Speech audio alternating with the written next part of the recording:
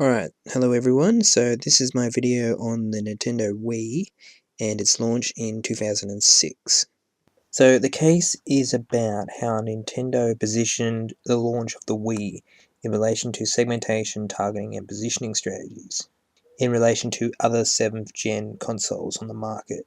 So basically the Wii competing with the PS3 and Xbox 360 and how it marketed itself as a unique product as compared to those two high-end consoles.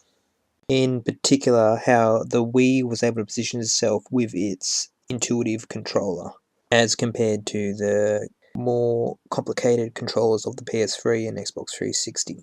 So the main issues that the case indicates are that in late 2006, Nintendo faced an issue with the release of their console, the Wii, of having to compete with the high-end graphics and performance market targeted by the PlayStation 3 and Xbox 360, which had both been released approximately a year prior.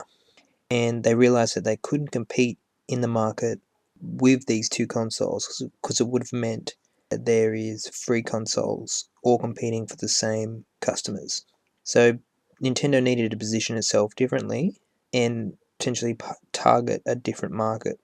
And they did this, they especially targeted a non-customer market, such as the elderly and the very young, and basically non-gamers in general. And they did this by marketing or promoting the Wii as a low-end product in terms of graphics and performance, because casual gamers are less likely to notice this, and with a lower price to differentiate itself from the more high-end consoles that were available. And they also, in order to differentiate themselves, they added a more intuitive controller for more casual gamers. Now, that controller might be construed as a gimmick for hardcore gamers, but for casual gamers, it would be considered innovative and intuitive, considering that it mimics real-life actions such as tennis or golf. So casual gamers and non-gamers would be especially targeted by this differentiation of product. And their ability to target this non-gamer market is especially found in the gamers that they have.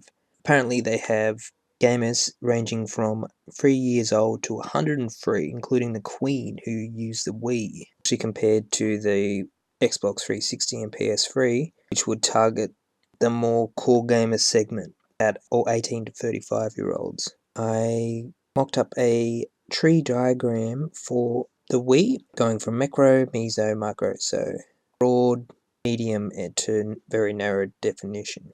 The macro definition is essentially leisure items in general.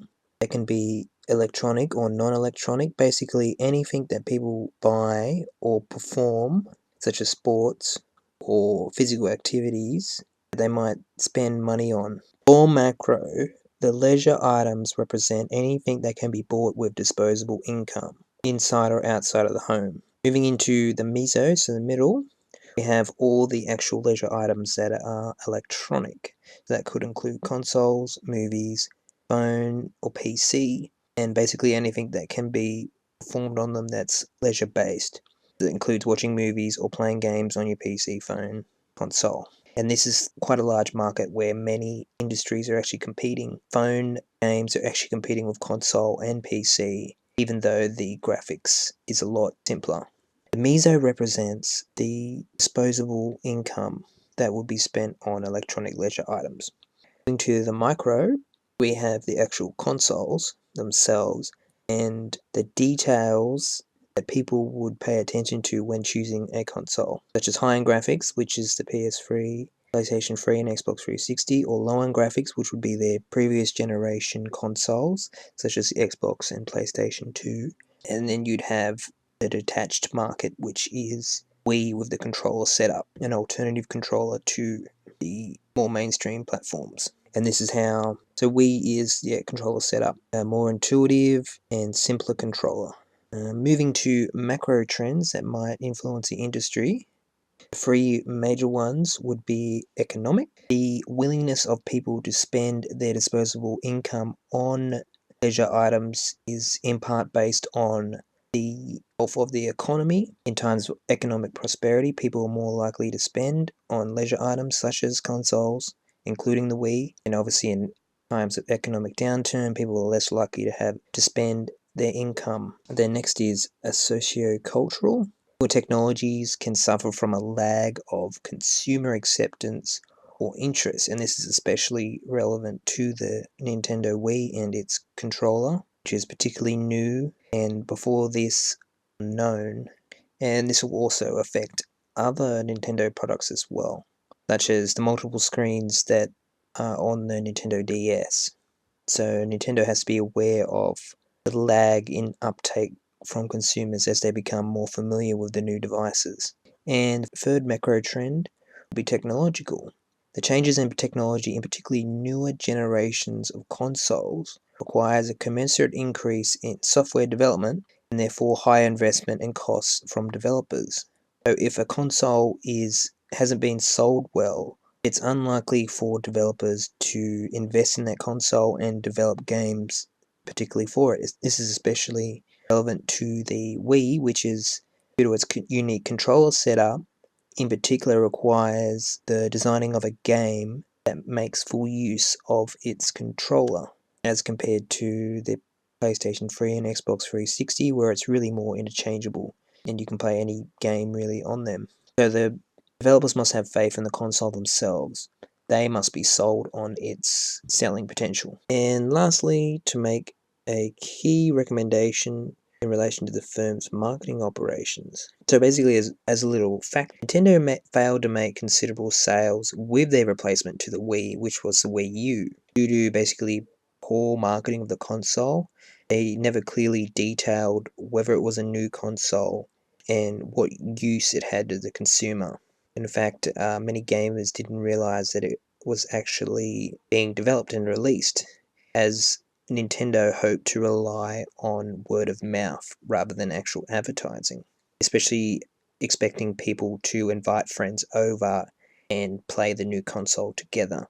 So going forward with their new consoles, Nintendo definitely needs to ensure that the utility of their consoles, their uses, are clearly laid out for consumers so they know what they're buying and that they're aware that this is a competent alternative to Microsoft and Sony's consoles or PC consoles. So Nintendo needs to ensure that they appeal to the utility or fun of the console. So appeal to innovativeness. So a key takeaway from Nintendo's endeavor with the Wii is to simply be aware of the market that you are catering to. Ensure that your product is properly positioned within the market so that its utility is very clear to the consumer, especially with high value competitors being present in the market, such as Microsoft and Sony. So now for questions relating to the Wii and its release. So in relation to your own life, at the launch of the Wii, were you there at its release? Did you notice its release? And if you did, what were your assumptions? Because from my perspective, when the Wii was released, I was not interested at all because I had my heart set on the Xbox 360. Being aware that the Wii had worse graphics than the 360, I instantly dismissed it. It would be interesting to know what non-gamers thought of its release, in particular, considering it was aimed at this segment of consumers. So that's my presentation on the Wii, released in 2006. Thank you for listening.